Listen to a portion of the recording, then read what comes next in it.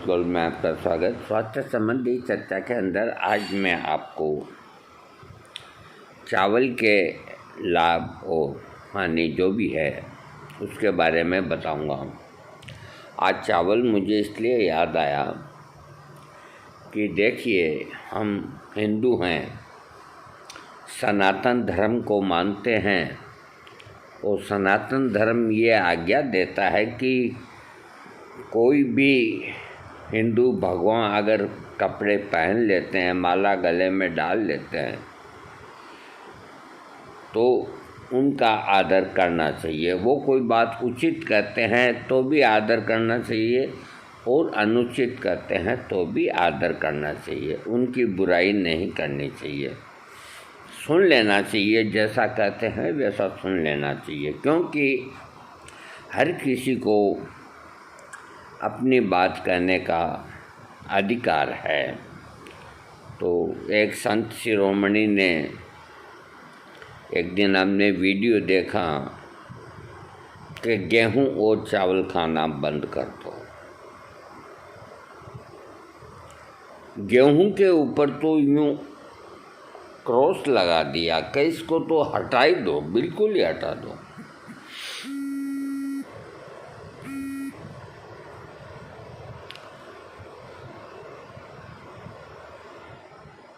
और गाय का दूध पियो, लौकी का जूस पियो, पेठे का जूस पियो।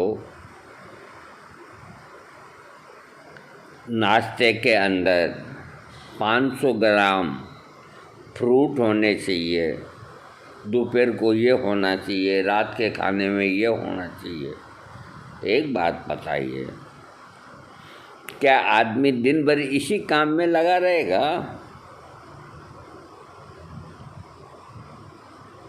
काम धंधा नहीं करेगा, बाल बच्चों का पेट नहीं पालेगा, इस कार्यक्रम में तो दिन भर ही लग जाता है, तो कमाई कहाँ से आएगी? बाबा रामदेव तो लौकी की अब इतनी रट नहीं करते हैं, क्योंकि वो जान गए कि एक आम सब्जी होती है वैसे ही लौकी होती है। वैसे हम बता ही देते हैं कि सबसे सब्जियों के अंदर सबसे अच्छी सब्जी, गुणों पे मत जाइए, पालक है और ये अलग चीज़ होगी, सब्जी की बात है। तुरई की सब्जी होती है, जो धारीदार तुरई होती है। और पूरा जैन समाज, अभी कुछ दिन पहले वो दिन गया, तो उस दिन पूरा जैन समाज तुरई की सब्जी खाते हैं, चाहे किसी भाव मिलो। और तुरई के अंदर बहुत गुण होते हैं, गुण सभी में होते हैं, लेकिन रोज ही रोज लौकी का रस पियो, रोज कुंबड़े का रस पियो, एक ही चीज़ के पीछे हाथ धो के पड़ जाना बिल्कुल गलत है। ये मेरा खुद का अनुभव है कि जो आदमी, मेरा एक हमारा मित्र जो मंडी में काम करता था, आज उसको स्वर्गवासी हुए 5-10 साल हो गए। उसकी एक खासियत बताएं हम आपको। उसने तमाम उम्र आलू की सब्जी के अलावा दूसरी सब्जी नहीं खाई। एक बोरी आलू लाता था तो सुबह भी आलू, शाम को भी आलू, सुबह भी आलू। अब ये तो एक दिमाग में धुन है, जो चढ़ जाए जो चढ़ जाए, लेकिन ये सही बात नहीं होती। हर चीज़ को अदलते बदलते रहना चाहिए। अरे जब आप ऐनक बदलते हैं, दांत बदलते हैं, चश्मा बदलते हैं, शर्ट बदलते हैं, मोजे बदलते हैं, बनियान बदलते हैं, सब कुछ बदलते हैं। आज शरबत रूह अफ़ज़ा पिया तो कल गन्ने का रस पिया, परसों वो पिया, कभी नींबू का पिया। एक चीज़ के पीछे कभी नहीं पड़ना चाहिए। चाहे वो कितनी भी अच्छी चीज़ हो, अदल बदल के सभी चीज़ों का प्रयोग करना चाहिए। इसलिए वो तो साधु हैं, संत हैं, उनको गायों का दूध गौशाला से मिल जाता है। लौकी का जूस निकालने वाले चेले हैं, निकाल देते हैं। और उनका और काम तो कुछ है नहीं, भगवान का नाम लेना, उपदेश देना और दिन भर इनमें रहना और यही बताना। लेकिन एक आम आदमी की जगह आकर के सोचिए कि उसके लिए ये कैसे संभव है। नहीं होता संभव। पूरा उत्तर प्रदेश, पूरा बिहार, पूरा बंगाल और मैं कहता हूँ विश्व के अंदर सबसे ज़्यादा चावल ही खाया जाता है। और चावल एक बहुत हल्का अनाज है, ये कोई नुकसान नहीं करता। अब आप थाली भर के रोज़ ही खाएंगे तो वो तो कोई भी चीज़ होगी नुकसान करेगी। हाँ, तो चावल के मशीनों से उसके छिलकों को अलग किया जाता है। बिना छिलके के धान के दानों को चावल कहा जाता है। चावल के शीतल एवं शक्तिवर्धक होने के कारण दुनिया भर के लोग चावल का उपयोग दैनिक भोजन के रूप में करते हैं। चावल मुख्यतः बारिश के मौसम की फसल होती है। चावल के अंदर कम से कम 2000 जातियाँ होती है, प्रजातियाँ होती है। उनमें उनके नाम तो इतने मैं नहीं बता पाऊँगा, इसके प्रयोग बताता हूँ। चावल के लीवर शक्तिवर्धक, सूर्योदय से पहले उठकर एक चुटकी कच्चे चावल मुंह में पानी से सेवन करने से लीवर बहुत मजबूत होता है। गर्मी नाशक, चावल की प्रकृति ठंडी होती है। पेट में गर्मी भारी होने पर गर्मी के मौसम में रोजाना चावल खाने से शरीर को ठंडक मिलती है। यानी गर्मी में रोजाना चावल खाने से शरीर को ठंडक मिलती है। 25वें रक्त पर एक गिलास चावल के पानी में मिश्री मिलाकर पीने से 25 रक्त पर ठीक होता है। पतले दस्त आते हैं तो चावल पकाने पर उसका जो उबला हुआ पानी मांड करते हैं, यह दस्तों के लिए लाभदायक होता है। बच्चों को आधा कप, जवानों को 1 कप हर 1 घंटे बाद पिलाने से दस्त बंद हो जाते हैं। इस छोटे बच्चों का कम मात्रा में पिला सकते हैं। इस मांड में थोड़ा सा नमक मिलाकर सेवन करने से स्वादिष्ट, पौष्टिक और सुपाच्य हो जाता है। इसमें नमक मिलाकर इसे दस्तों में पीने से लाभ मिलता है। इस मांड को 6 घंटे से अधिक समय तक नहीं रखना चाहिए। उबले हुए चावल में सेंधा नमक को मिलाकर छाछ या दही के साथ प्रयोग करने से अतिसार में आराम मिलता है। चावल के पके हुए पानी को 2 चम्मच और 1 कप पानी में मिलाकर हर घंटे के बाद पीने से लाभ होता है। चावल को पकाकर प्राप्त मांड को या चावल को दही के साथ खाने से दस्त में लाभ मिलता है। मांड बनाने की विधि: 100 ग्राम चावल के आटे की तरह पीस लेते हैं। इसे 1 लीटर पानी में उबालते हैं। भली प्रकार उबलने के पश्चात इसे छानकर स्वाद के अनुसार नमक मिला देते हैं। इससे बच्चों को आधा कप, जवानों को 1 कप हर 1 घंटे के बाद पिलाने से दस्त बंद हो जाते हैं। इसे छोटे बच्चों को कम मात्रा में पिला सकते हैं। दस्तों में ये बहुत लाभकारी होता है। कोलेस्ट्रॉल, रक्तचाप, लंबे समय तक चावल खाते रहने से कोलेस्ट्रॉल कम होता है और ब्लड प्रेशर ठीक रहता है। फोड़ा, पिसे हुए चावलों की पोटली सरसों के तेल में बनाकर बांधने से फोड़ा फूट जाता है, पस निकल जाती है।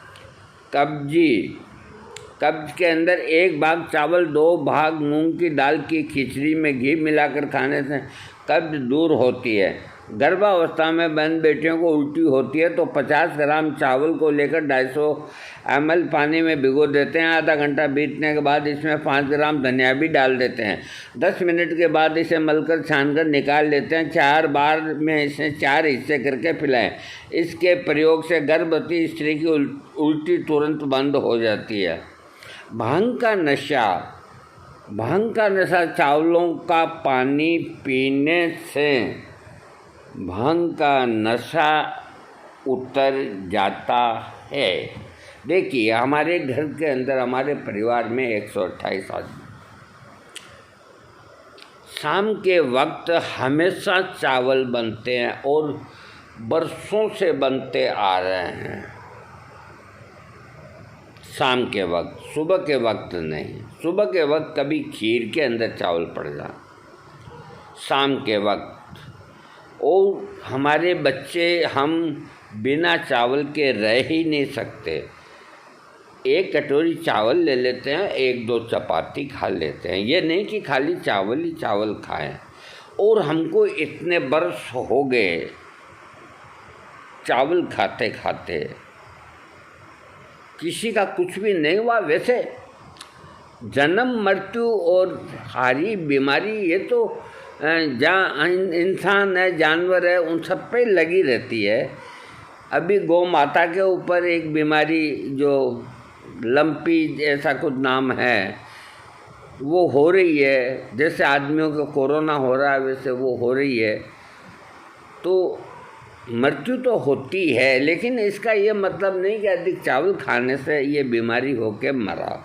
कोई चावल का साइड इफ़ेक्ट नहीं। आप बेफिक्र होकर के चावल का प्रयोग करें। पूरा उत्तर, अरे जो बिहार के आदमी हैं वो चावल के बिना तो रह ही नहीं सकते। बंगाली चावल और मछली के बिना रह नहीं सकते।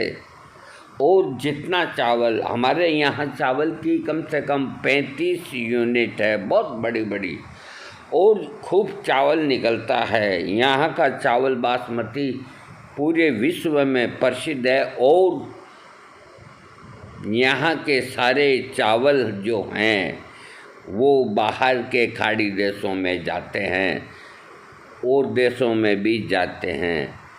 तो चावल में अगर अवगुण होते, अगर चावल के अंदर नुकसान करने वाले तत्व होते, तो अमेरिका जैसा देश, अरब जैसे पैसे वाले कंट्री जहाज को समुद्र के अंदर डुबो देते। आज दुनिया गेहूं को तरस रही है। आम आदमी आधा किलो गेहूं की रोटी खा करके पेट भरता है, दिन भर मजदूरी करता है, और वो गेहूं को बंद कर दे। कैसे कर दे बंद?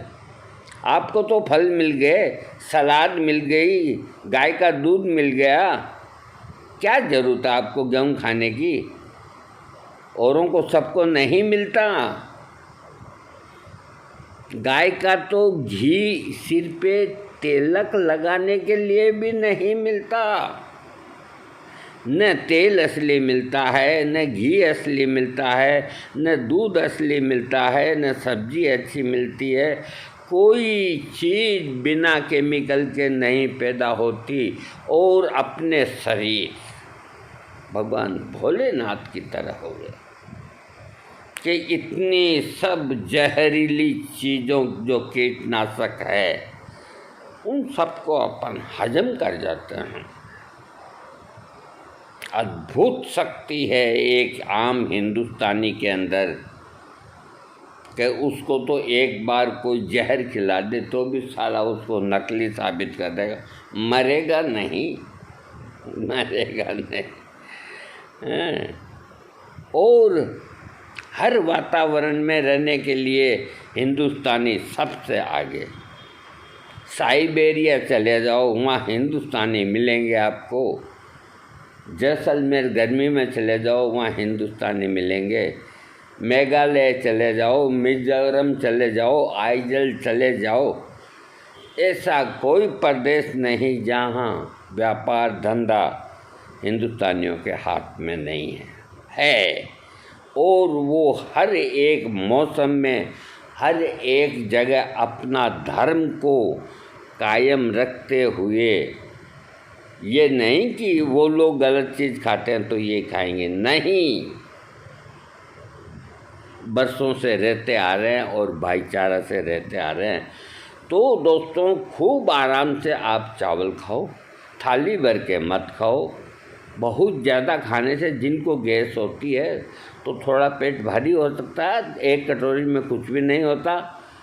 और चावल के जो पोहे बनते हैं, अरे बाप रे बाप, सुबह का अगर चावल ही बंद कर देंगे तो सुबह नाश्ता किसका करेंगे हैं? पोहे का नाश्ता कितना हल्का होता है। ठेले के ऊपर भीड़ लगी रहती है, कभी कभी हम भी मंगा लेते हैं, घर पे भी बनता है। और गेहूं को अनाजों का राजा कहा गया है। गेहूं कभी नुकसान नहीं करता, बाजरा कभी नुकसान नहीं करता। भगवान ने जितने ये अन्न बनाए हैं इंसानों के खाने के लिए बनाए हैं। अब मूंगी की दाल ज़्यादा लाभ करती है, मूंग की दाल ही खाइए। तो रोज़ रोज़ मूंग की दाल कैसे खाएंगे? कोई बीमार है, मान लीजिए किसी के पेट में अल्सर है, तो उसको 1 कटोरी मूंग की दाल और 1 लूकी चपाती पूरे जीवन भर खानी पड़ेगी। वो एक अलग मैटर हो गया। वैसे गुणों में मूंग की दाल बहुत गुण होते हैं, लेकिन रोज़ रोज़ अच्छी नहीं लगती। कभी ये कहते हैं ये मूंग मसूर की दाल, चने की दाल भी अच्छी लगती है, मसूर की भी अच्छी लगती है, तुअर की भी अच्छी लगती है, उड़द की भी अच्छी लगती है, रेड़ की भी अच्छी लगती है। अदल बदल के खाओ, एक चीज़ के पीछे ना पड़ो। बस अपनी संस्कृति को मत बदलो, बाकी हर चीज़ अदल बदल के खाओ, कपड़े अदल बदल के पहनो। अरे ये तो हम क्या कर रहे हैं, तो ऊपर वाला ही कर गया। एक सा मौसम कहाँ दिया आपको हमको? हैं?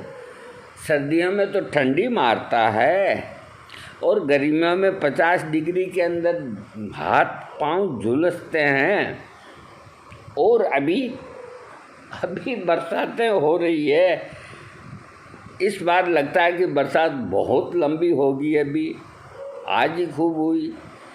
तो जब यहाँ प्रकृति ने 4 ऋतुएं बनाई है जो कोई मुल्क के अंदर नहीं होती, जो हिंदुस्तान में 4 मौसम होते हैं, वो 4 मौसम किस लिए बनाए गए हैं, इस बारे में बोलूँगा तो बहुत टाइम लगेगा। बस शॉर्ट में बता देता हूँ कि आपको गर्मी के अंदर आपके शरीर में उबाल रहता है, रक्त में गर्मी रहती है, अग्नि मंद होती है, भूख कम लगती है, काम तो करना ही होता है। तो गर्मियों के अंदर शीतल चीज़ों का उसने बना करके भेजे हैं। खरबूजा खाओ, तरबूज खाओ। क्यों भेजे हैं साहब? वो सर्दी में तो नहीं भेजते भगवान। उसने पूरी व्यवस्था करके है और तुम उसकी व्यवस्था के अंदर व्यवधान उपस्थित कर रहे हो। ताकत कम हो जाती है आदमी की गर्मी के अंदर। और बारिश के अंदर क्या होता है, अग्नि मंद हो जाती है और मुंह का स्वाद ऐसा होता है कि कचौरी खा लूँ, पकौड़ी खा लूँ, मतलब चटपटी चीज़ें खानों का मन करता है बारिश के मौसम के अंदर। और हाजमा रहता है कमज़ोर, तो खा लेते हैं, फिर दुख पाते हैं। तो गर्मी की कमज़ोरी और बरसात की कमज़ोरी, इनको दूर करने के लिए भगवान ने जैसे ही बारिश खत्म हुई और ये नवरात्रे लगे और ठंड की बहार आई, तो 4 महीने आपको ठंड के मिलेंगे। तो 8 महीने में जो शक्ति आपकी कम हुई है शरीर की, उसका कोटा पूरा करो।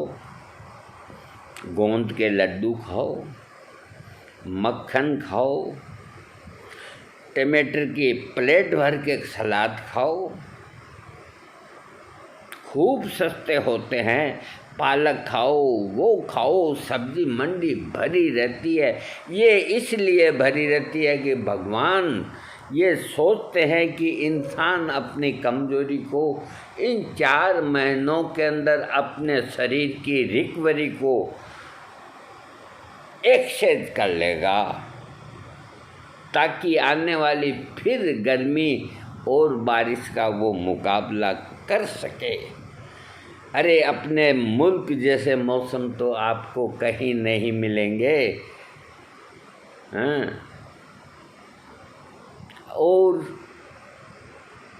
जैसा मौसम उसी हिसाब से भगवान ने अन्न पैदा किए, उसी हिसाब से भगवान ने फ्रूट पैदा किए, उसी हिसाब से भगवान ने सब्जियां पैदा करी।